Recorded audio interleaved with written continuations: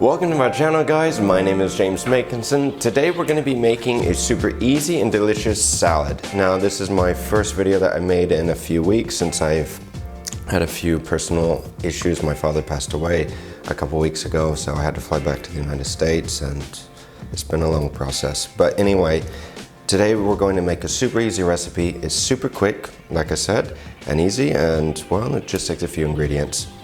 And more or less it's going to end up looking like this at the end. So guys, before we get going, be sure to like the video down below, subscribe to my YouTube channel if you haven't done so already, and I also posted a link on my comment section, so if you can, go check that out as well, because my family has been going through some troubled times recently. So anyway, let's get going. So Cobb salad is one of those classic salads in the United States, and it's been around for quite a while. There is no actual set standard on what recipe is right or wrong for either the dressing or, well, there is a multitude of ingredients that you should more or less put together, which I have a few of them here set out in front of us. But today we're going to make a simplified version that you can make at home, and if you want, you can adjust the dressing as well. It's very flexible. So first what we're going to do is we're going to get a pot of water on and bring this up to a boil, because we're going to hard boil a few eggs. Once it comes up to a boil, add a little bit of vinegar to it. This will help strengthen the eggshells while it's cooking, and then gently add the eggs in. Put a timer on for 10 minutes at room temperature. The eggs should be at room temperature, and then forget about them. While that's cooking, I'm going to get a saute pan on, and we're going to take out our applewood smoked bacon. Now you can use any type of bacon that you want, thick cut, thin cut, whatever you would like. I'm going to make my bacon a little crispy.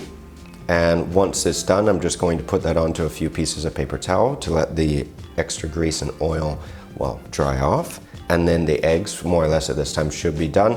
Now, a quick way and a cheat on how to crack an egg easily is you're going to take the eggs off once they're finished, after the 10 minutes, pour out the hot water, add some cold water to it, and you want to crack the eggs when they're hot. This will actually make the process a little easier when peeling them.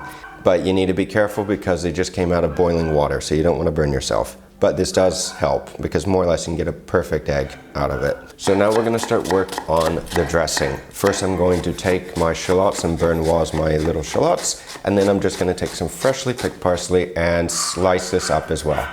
And as you can hear, probably my neighbor's dog is barking, and it usually happens at this time in the morning, so I apologize for that. Now once you have all this ready, I'm going to separate 2 egg yolks. I'm going to get my little bowl, my mixing bowl, and a whisk, and we're going to make the mayonnaise, or we're going to make this dressing by hand. So first, add the egg yolks to the bowl. Make sure that you have a cloth underneath it, a damp cloth, and a heavy bowl would be better for beginners as well.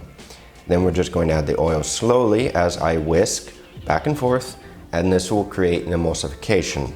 Now, after it becomes, or after it starts to thicken, then you can add the tablespoon of Dijon mustard, the tablespoon of Lea and Perrins, the shallots and parsley as well, and then also the sherry vinegar, as well as a bit of lemon juice, salt, and if you want, you can add a little bit of black pepper as well. Or again, you can substitute some of the herbs. Instead of parsley, you can try using tarragon, you can try using any other herbs that you would like. Now mix everything together, and if it's still a little too runny, add a little more oil to it, taste it, and if it's too thick, then you can thin this dressing with a little bit of water. So now once all this is finished, we're going to take our bacon, we're going to slice the bacon up, I'm going to slice our tomato as well, and I'm also going to slice the avocado.